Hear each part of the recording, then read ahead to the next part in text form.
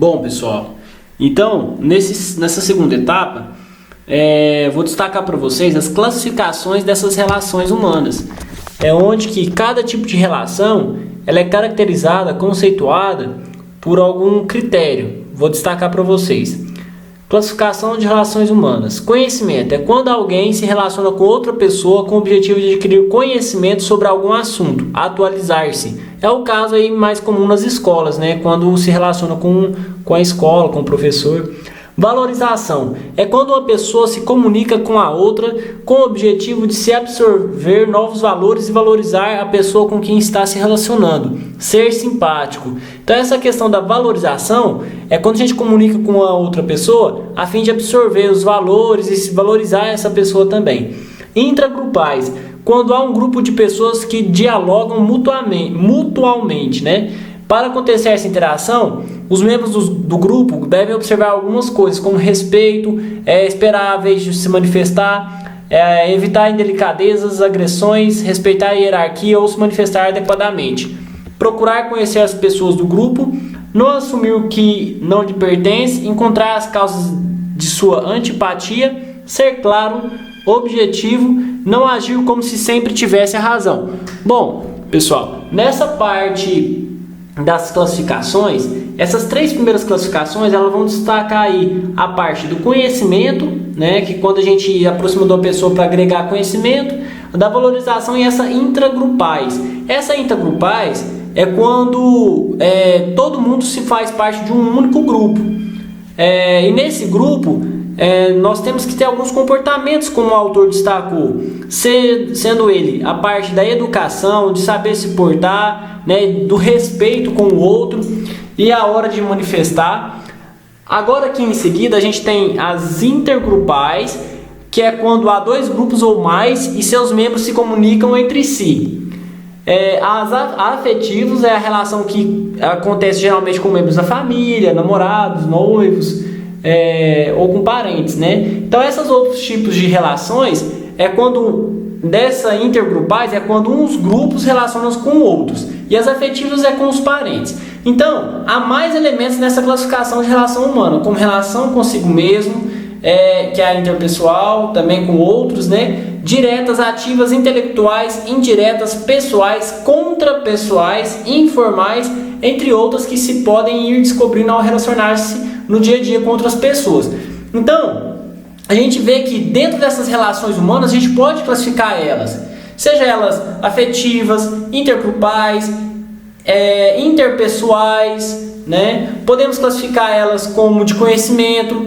Então, essas são algumas classificações. Então, essa relação aí que o autor comentou, a relação consigo mesmo, ela também existe. Então, a gente autocomunica com a gente mesmo, a todo momento. Então, essas relações, elas têm que ser classificadas para a gente poder entender qual que é qual.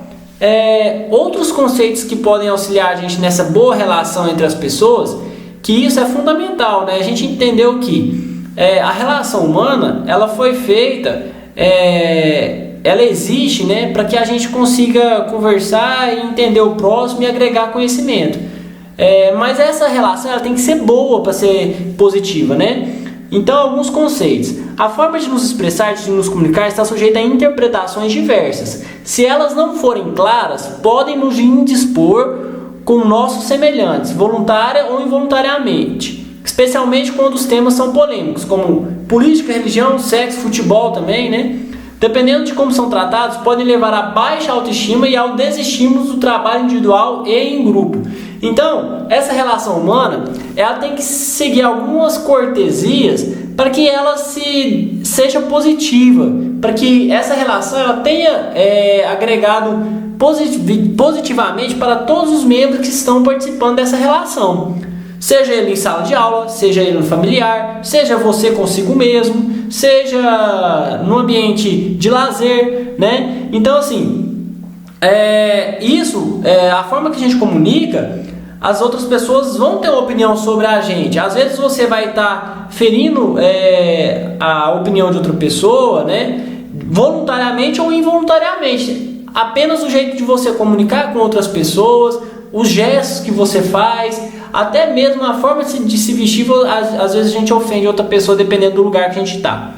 Então, alguns conceitos, né, que auxiliam a gente a entender essa relação que deve ter, né? Autoestima. O que vem assim essa autoestima? Autoestima é como o indivíduo se vê, é a sua autoavaliação. Quando gostamos de nós mesmos e aceitamos a gente como nós somos, né? Tratamos melhor os outros. Quando não se tem autoestima, perde-se a autoconfiança, o entusiasmo e a dignidade. A autoestima não vem dos outros, somente de nós mesmos. Então essa autoestima é como a gente se avalia, né? Você consigo mesmo. Boas maneiras. Comportamos-nos de modo a não desrespeitar os direitos alheios e as normas de convivências peculiares a cada ambiente. Por exemplo, evitar fazer pergunta indiscreta e comentários maldosos, falar alto, ouvir som alto demais, cantarolar em ambientes que exigem concentração ou nos quais podemos atrapalhar as pessoas ao nosso redor. Então, essa questão de boas práticas, boas maneiras, de etiqueta, né, que a gente costuma dizer, ela é fundamental. E muitas pessoas, né, velhas, pessoas de idade, e não tem essas boas maneiras. Então, a educação, ela se cabe em qualquer lugar, certo? E isso vai construir um ambiente propício a nós termos uma boa relação.